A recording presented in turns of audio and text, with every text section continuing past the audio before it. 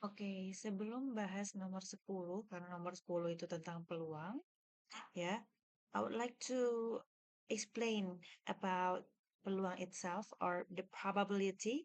So I have never talked about this yet because the chapter is actually in the sixth grade and we haven't reached that part yet in our lesson. So I will talk about that. Jadi, yang namanya peluang itu adalah seberapa mungkin suatu kejadian itu terjadi. Kalian mungkin sering dengar kayak misalkan, oh peluang menangnya grup A itu segini, oh peluang hujannya itu kira-kira segini, seperti itu. Jadi kayak kemungkinan suatu kejadian itu akan terjadi, gitu ya. Nah, yang namanya di peluang itu, peluang ya, peluang itu dia dilambangkan dengan PA. PA itu adalah peluang dari suatu kejadian. A itu adalah kejadiannya. Kejadiannya. Oke. Nah, untuk rumusnya dia itu adalah NA per NS. Okay, maybe these things are not common for you, so I hope you can bear with it. If you cannot get what I have explained here, you can try to ask the Google or like watch any video from YouTube about probability. I hope you can understand from that. Okay, but I will try my best to explain about the probability. So yeah, just stay tuned with this. Okay, nah. NA itu disebut dengan ruang acak. Mungkin namanya sangat aneh untuk kalian, ya. Ruang acak. Oke, saya akan menjelaskan secara bahasa biasanya gitu ya. Ruang acak itu adalah banyaknya kejadian yang terjadi. Jadi banyaknya kejadian yang ditanyakan gitu ya. Nanti lebih gampang kalau saya berikan contoh sebetulnya ya. Nah, saya lanjut dulu. NS itu adalah ruang sampel. Di mana ruang sampel itu adalah seluruh kejadian yang ada. Oke? Oke, saya akan menjelaskan ini pakai contoh saja karena akan lebih mudah gitu ya. Misalkan contohnya gini. Contoh, peluang muncul angka ganjil pada pelemparan satu buah dadu. Okay, or in English, the probability for the odd number comes up when you throw a dice. Well, okay, only one dice. Okay. Nah, yang harus kalian pahami dulu adalah ruang sampelnya sebelum ruang acaknya sebetulnya. Karena kalian harus tahu dulu nih objeknya apa. Jadi ruang sampel itu ruang sampel itu tergantung dengan objek apa yang ada di soal. Kita bicara tentang dadu or a dice. As you know that dice have 6 sides. Ada yang angka 1, 2, 3, 4, 5, dan 6.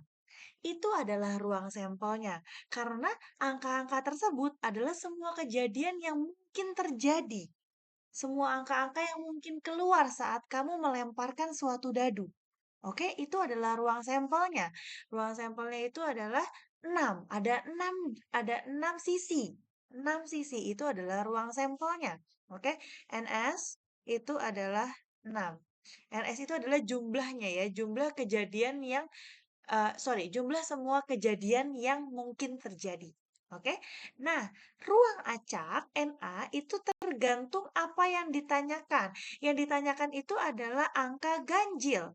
Oke, you should remember odd numbers and the dice is only 1, 3, and 5. 1, 3, and 5, which means there are 3 numbers. Okay, 3 numbers. And this is the NA. Oke, ini adalah ruang acaknya. Ruang acaknya itu adalah 3. Oke, kita kembali lagi ke rumusnya. Rumus peluang itu adalah NA per NS. Berarti 3 per 6. And when you can simplify the fraction, please do that because it's indeed necessary for that. Okay, so you can simplify 3 with 6 by 3. So you divide both of them with 3. It will be 1 and also 2. So the final answer is a half. Peluang munculnya angka ganjil pada saat kamu melemparkan satu buah dadu, itu adalah 1/2. Gitu. Oke? Itu yang namanya peluang, ya, atau probability.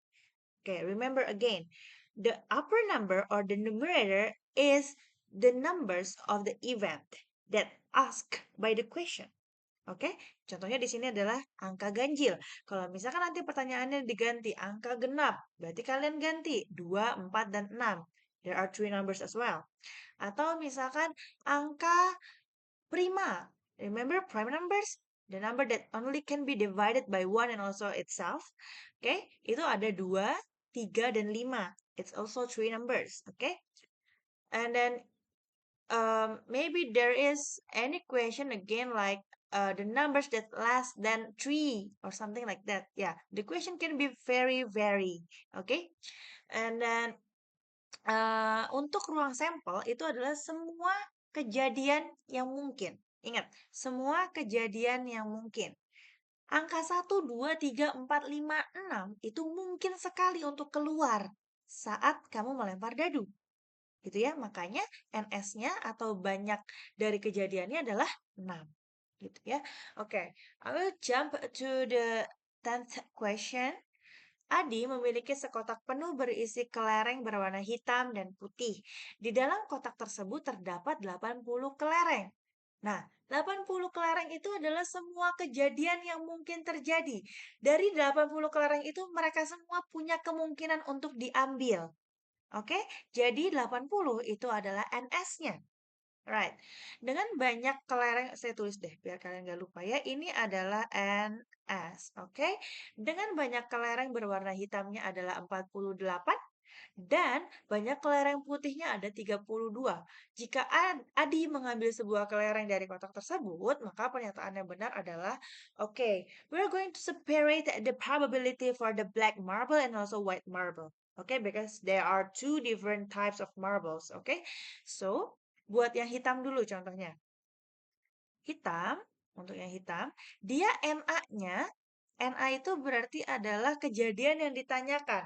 Ada 48 buah kelereng hitam, berarti itu adalah NA-nya atau ruang acaknya atau kejadian yang ditanyakan. NS-nya itu adalah seluruh kelereng yang ada di dalam kotak tersebut, which is 80. Oke?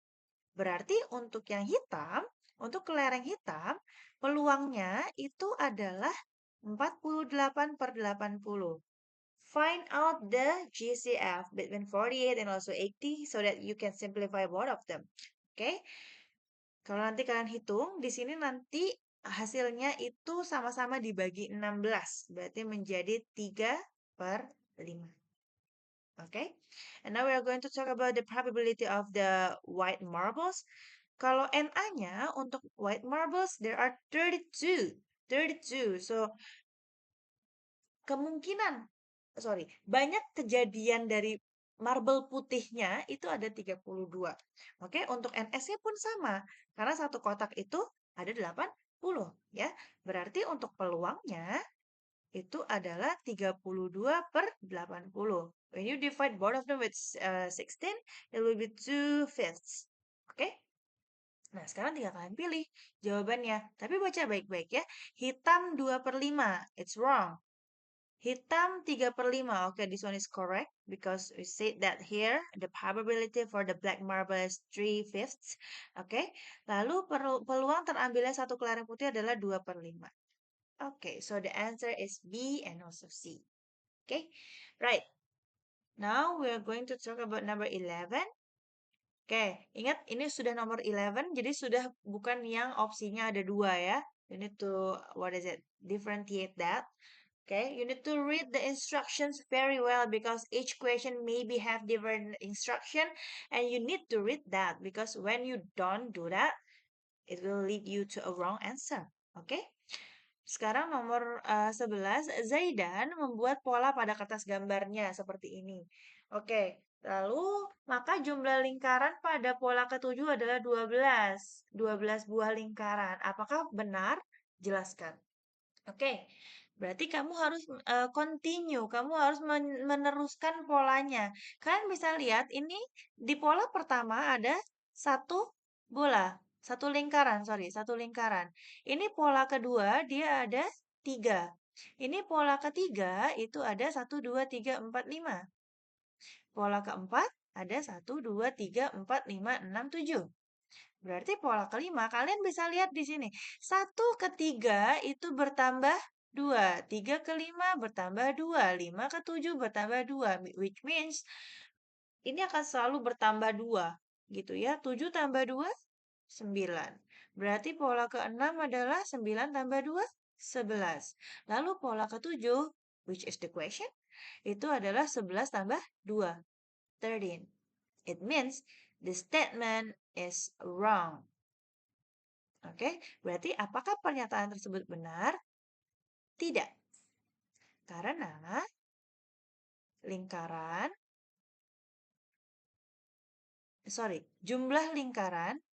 jumlah lingkaran pada pola ke-7 ada sebanyak 13 buah. Oke, that one is easy. Okay, let's continue to the number 12.